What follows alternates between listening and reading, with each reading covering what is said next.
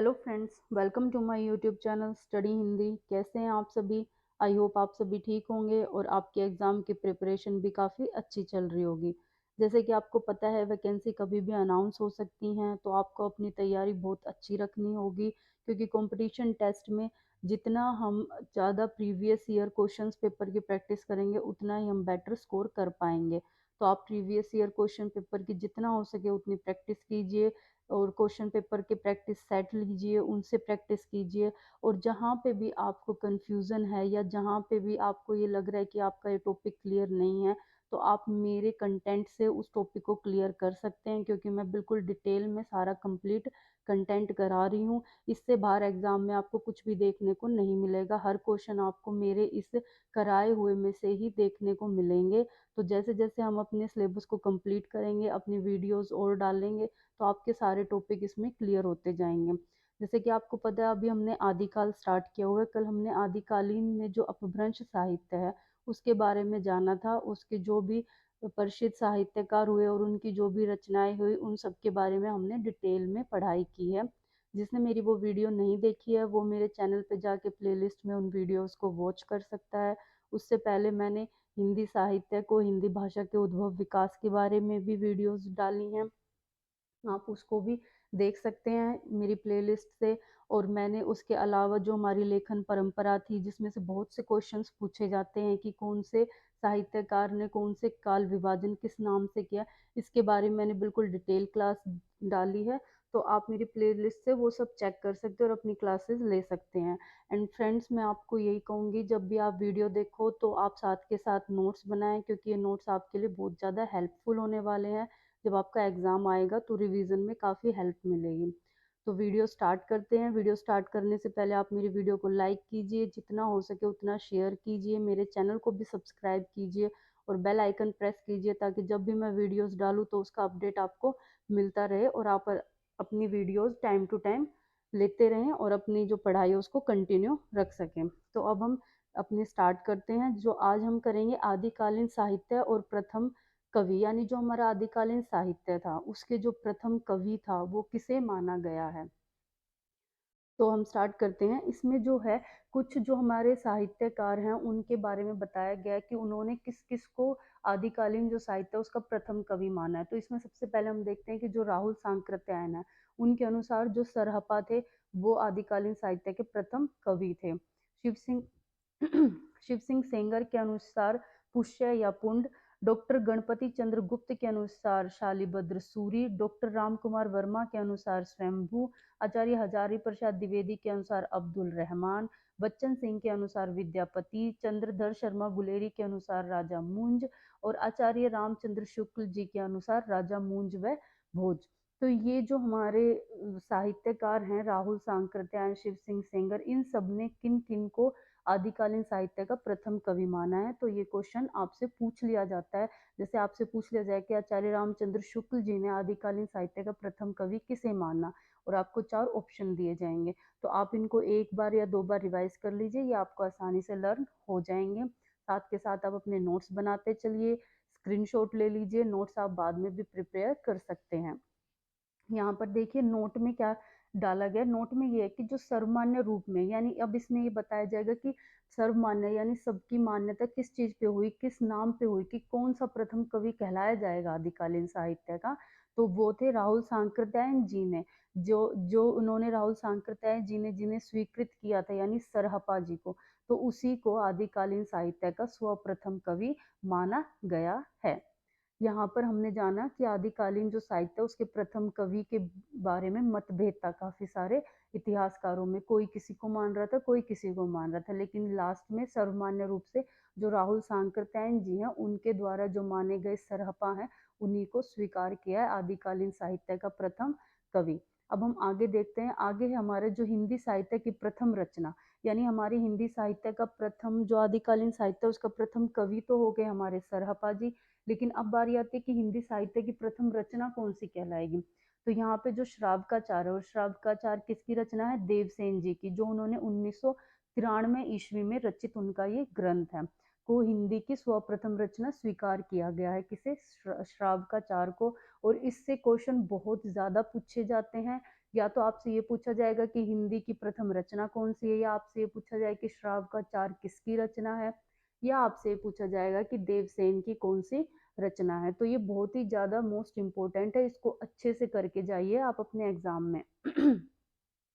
अब हम यहाँ पर देखते हैं जो हमारा आदिकालीन साहित्य था, वो जो था वो बहुत से पार्ट्स में डिवाइड था, जिसमें सबसे पहले हम देखेंगे यहाँ पर सिद्ध साहित्य के बारे में पढ़ेंगे। आगे हम चल के और भी जो साहित्य हमारे नाथ साहित्य, जैन साहित्य, सबके बारे में पढ़ेंगे। सबसे पहले हम यहाँ पर लेते हैं सिद्ध साहित्य को। जो सिद्ध साहित्य था उसके बारे में जो राहुल सांकृत्यायन जी हैं उन्होंने 84 सिद्धों का वर्णन किया है। सिद्ध लोग अपने नाम के अंत में जो पा लगाते हैं, आप देखोगे सर, आप आगे जब देखोगे जितने भी मैं सिद्ध आपको कराऊंगी उसमें आप सभी के पीछे पा लगा देखोगे, जैसे सरहपा, सबरपा, लुईपा, डोम्बीपा, ऐसे सभी अपने नाम के पीछे पा लगाते थे, और जो ये पा शब्द ये जोड़ते थे इसको आदर के रूप में स्वीकार किया गया है। साधना अवस्था में निकली सिद्धों की वाणी को चर्या गीत या चर्या गीत कहलाती है। जो सिद्धों की वाणी थी उनको क्या, उसे क्या कहा जाता था, उसको चर्या गीत कहा जाता था। और जो सिद्धों की भाषा उसको संध्या अथवा सैंध्या भाषा कहा गया है। जो हमारा सिद्ध साहित्य था उसका समय था 769, और जो इसमें ग्रंथों की संख्या है वो है हमारी 32, यानी 32 ग्रंथों की रचना की गई है सिद्ध साहित्य में। आचार्य द्विवेदी जी जो हैं उन्होंने सिद्धों की वाणी को संजीवनी बूटी की संज्ञा दी है। ये बहुत ही इंपॉर्टेंट है, ये पूछ लिया जाता है कि जो हमारे आचार्य द्विवेदी उन्होंने सिद्धों की जो वाणियों से किस चीज की संज्ञा दी है या क्या कहकर पुकारा है, तो वो संजीवनी बूटी कहकर पुकारा है। अब हम आगे देखते हैं। आगे हमारे यहाँ पर सरहपा, सबसे पहले जो हमारे सिद्ध हैं वो है सरहपा। जो सरहपा, इनके जो अलग नाम है वो है, जैसे इन्हें सरहपा कहा कहते हैं, या इनको सर ब्रज कहते हैं, राहुल भद्र भी इनको कहा जाता है। सहजिया संप्रदाय के प्रवर्तक थे ये, और इनकी भाषा थी पुरानी हिंदी, और सिद्धों के प्रथम कवि या प्रथम साधक इनको माना जाता है। और इनकी जो रचनाएं उनका जो इनकी रचनाओं का संकलन हमें किसमें देखने को मिलता है, दोहा कोश में।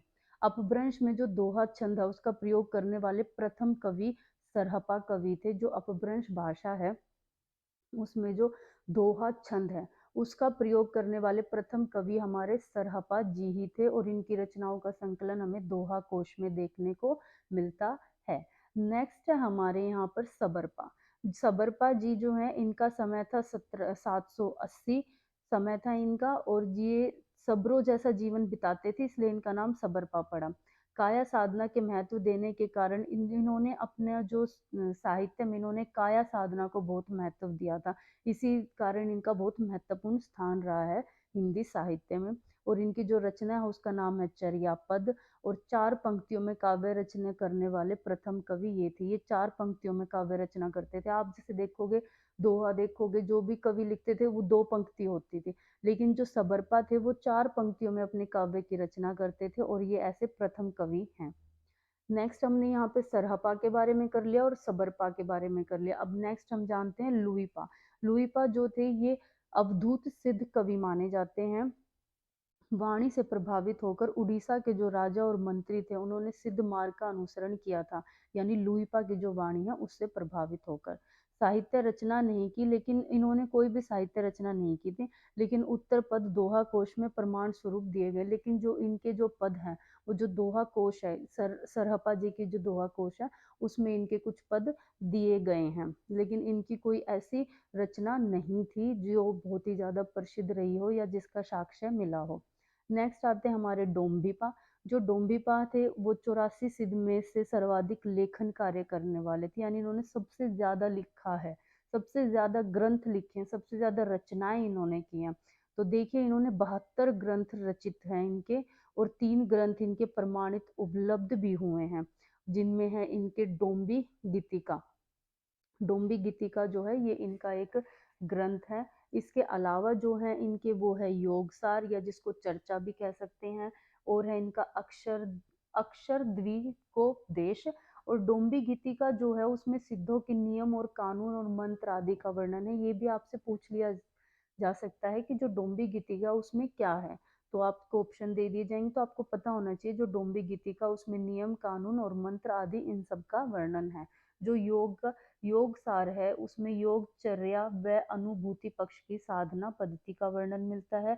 और अक्षर द्विकोपदेश में वर्णमाला के अक्षर क्रम में सांसारिक लोगों के लिए उपदेश वर्णित है, यानी जो हमारी वर्णमाला है उसके अक्षर क्रम में जो हम सांसारिक लोग हैं हमारे लिए जीवन के कुछ उपदेश इसमें दिए गए हैं। नेक्स्ट हमारे आते हैं कणहपा। कणहपा जी जो हैं इनके जो गुरु थे वो थे जलंधर। इन्हें जो ये कणहपा जी थे सामान्य भाषा में दोहों में ही इन्होंने रचना की है और सरहपा के मार्ग को इन्होंने आगे बढ़ाया है। इनके जो दोहे थे वो दोहा कोश में ही देखने को मिलते हैं, यानी कणहपा जी जो हैं उनके दोहे हमें दोहा कोश में देखने को मिलते हैं। नेक्स्ट हम देखते हैं, नेक्स्ट है हमारे कुक्की रूपा। जो हमारे कुकुरिपा हैं इनका स्थान पंजाब के आसपास माना गया है, यानी ये पंजाब के आसपास का इनका स्थान, इनका जन्म माना गया है। और तंत्र साधना में से विभत्स्य रूप को हटाने का श्रेय इनको ही दिया गया है। जो तंत्र मंत्र साधना जो होती है उसमें जो विभत्स्य रूप का प्रयोग किया जाता था उसको इन्होंने हटाया है। और ये इन्हीं के कारण वो जो विभत्स्य रूप था वो तंत्र साधना से हटा। इनके जो गुरु थे उनका नाम था चरपटिया। और आलोचकों का मानना है कि इनकी कुकी रूपा जी की जो लिखित रचनाएं हैं वे मौखिक रूप से प्रचलित रही हैं, यानी इनकी जो इन्होंने रचनाएं लिखी हैं वो लोग ज्यादा से ज्यादा मौखिक रूप में उनका प्रचलन ज्यादा हुआ है। यहाँ पर हमने अपना सिद्ध साहित्य समाप्त किया है जिसमें हमने अपने 6 सिद्धों के बारे में पढ़ा है, जिसमें सबसे पहले हमारे सरहपा, फिर हमारे सबरपा, फिर हमारे डोम्बिपा, लुइपा, कणहपा और हमारे कुक्कीरिपा। इन सब के बारे में हमने 6 के 6 सिद्धों के बारे में जाना है। अब नेक्स्ट हमारा साहित्य आ जाता है जैन साहित्य। जो जैन साहित्य है उसको रास साहित्य भी कहा जाता है। इनके साहित्य का मुख्य कथानक जैन पुराण है। महावीर स्वामी के अनुयायी थे ये, और इस धर्म में प्रमुख तत्व अहिंसा है, यानी जैन जो थे वो अहिंसा को बहुत महत्व देते हैं। भारत में प्रचलित एकमात्र नास्तिक धर्म है, यानी जो जैन साहित्य वो एक तरह का नास्तिक धर्म है। जैन साहित्य के जो है उस जो जैन साहित्य था उसमें 4 रूप या 4 तरह की शैलियां बहुत ही ज्यादा प्रचलित थी, जिसमें था आचार, चरित, रास और फागु। अब हम इन चारों के बारे में जानेंगे। जो आचार था, आचार में क्या था, आचरण, धर्म से संबंधित और विधि ये सब थे। इसमें नियमावली थी, उपदेशात्मक विषय वस्तु थी। जो चरित्र था, चरित्र का मतलब होता है कथा, जो चरित होता है उसका मतलब होता है कथा करना। जिसमें जैन तीर्थकर जो महापुरुष हैं उनके जीवन के बारे में वर्णन मिलता है, और गद्य व पद्य दोनों रूपों में ये प्रचलित थी। उसके बाद है रास। रास शब्द जो है संस्कृत में क्रीड़ा, मतलब जो रास शब्द है उसको संस्कृत में क्रीड़ा या नृत्य से संबंधित माना जाता है। जो रास था उसमें गीत गीत बोले गए थे, यानी गीतों का संकलन हमें मिलता है। जैन मंदिर में श्रावक रात्रि काव्य में ताल देकर गीति नाट्य लिखते थे, सॉरी लिखते नहीं थे, खेलते हैं। इसमें महापुरुषों का जीवन, परिपथ, संवाद आदि वर्णित है, यानी जो हमारा रास साहित्य है इसमें महापुरुषों का जीवन और उनके संवाद आदियों का वर्णन हमें मिलता है। नेक्स्ट हमारा आता है फागु। फागु जो है, फागु में उत्सव गीत, विशेष उत्सव अवसर पर जैन साधु साध्वी जो थे उनके द्वारा वृषभ देव, महावीर आदि तीर्थकरों के यश गाथा स्वरूप गाया जाता था। यानी ये जो फागु गीत थे ये जो जैन साधु साध्वी थे वो सब गाते थे अपने जो महावीर, उनके महावीर जैन थे उनके लिए। नेक्स्ट हम देखते हैं जो हमारा जैन साहित्य था उसकी क्या क्या विशेषताएं थी। तो इन जो हमारा जैन साहित्य था इनमें जो था वो आध्यात्मिक उच्चता पर बल दिया है इन्होंने, यानी आध्यात्मिक जो हमारी आध्यात्मिकता जो होती है उसके ऊपर इन्होंने बहुत ही ज्यादा बल दिया है। और ये मूर्ति पूजा का विरोध इन्होंने किया, और जो भी तीर्थकर थे उनकी मूर्ति पूजा इसमें प्रचलित थी। मतलब इन्होंने मूर्ति पूजा का तो विरोध किया है, परंतु फिर भी जो इनके तीर्थकर थे उनकी मूर्ति जो थी वो उसकी पूजा भी करते थे। अहिंसा परमो धर्म का संदेश इनका मुख्य लक्ष्य था, और कर्म कांड व पशु बलि के ये विरोधी रहे हैं, यानी ये जो पशु बलि है उसको ये उचित नहीं मानते थे, और जो भी कर्म कांड यानी जो भी ये जादू टोना अंधविश्वास जो होता है उसके भी ये विरोधी रहे हैं। अब हम देखते हैं हमारे जो जैन साहित्यकार हैं वो कौन कौन से हुए और उनकी क्या क्या फेमस रचनाएं हैं जो कि हमारे एग्जाम के पॉइंट ऑफ व्यू से बहुत ही ज़्यादा इम्पोर्टेंट है। तो चलिए हम एक एक करके सबके बारे में जानते हैं। सबसे पहले हम इसमें देखते हैं देवसेन। जो देवसेन जी हैं उनकी जो रचना है वो श्राव का चार है 1943 ईस्वी में।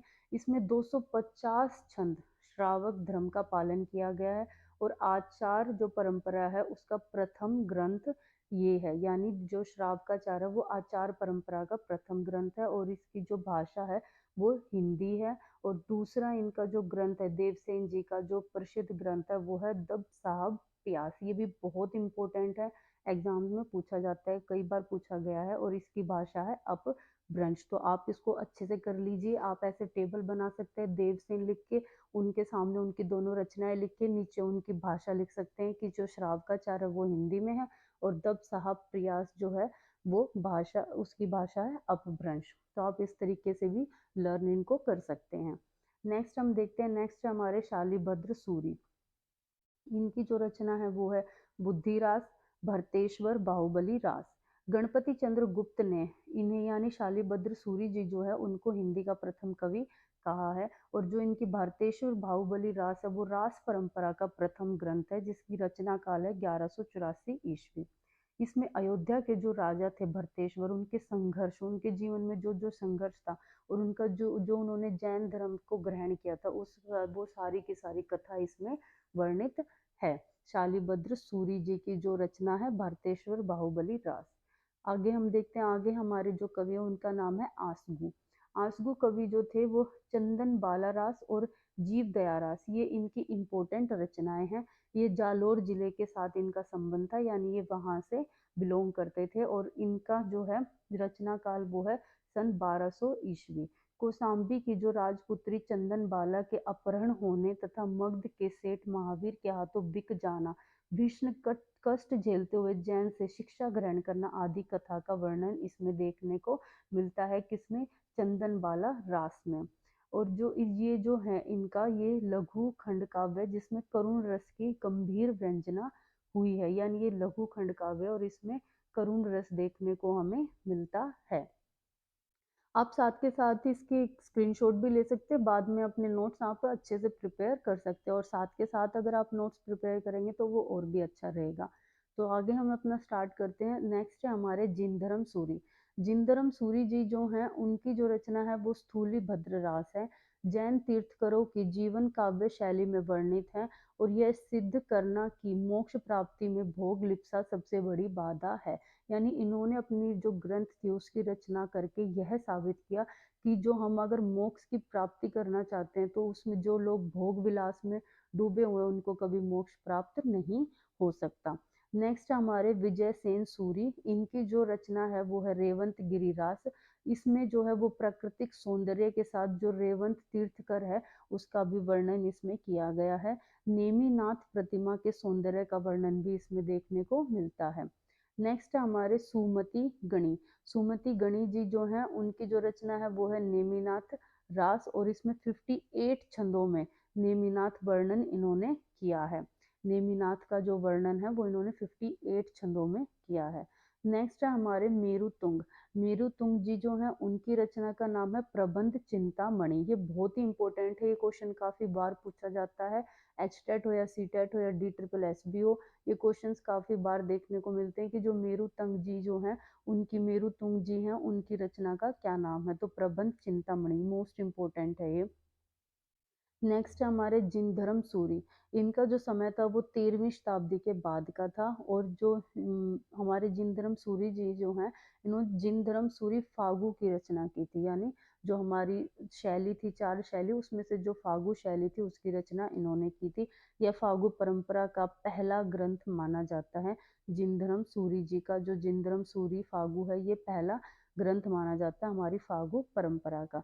लास्ट इसमें आते हैं हमारे रूहु। ये हमारे लास्ट जैन साहित्यकार में लास्ट हैं ये हमारे रूहु। और इनकी जो रचना उसका नाम है नेमिनाथ चौपाई। इनकी रचना का नाम है नेमिनाथ चौपाई। देखिए फ्रेंड्स, आप इनको अगर 2 से 3 बार ध्यान दे के रिवाइज़ करेंगे तो आपको ये आसानी से लर्न हो जाएँगे। ये बहुत ही ज़्यादा ईज़ी है। ये देखने में आप स्टार्टिंग में करोगे तो आपको ऐसा लगेगा कि बहुत ज़्यादा है, पर ऐसा कुछ नहीं है। आप इसको 2-3 बार रिवाइज़ करो, ये आपको आसानी से आराम से लर्न हो जाएँगे।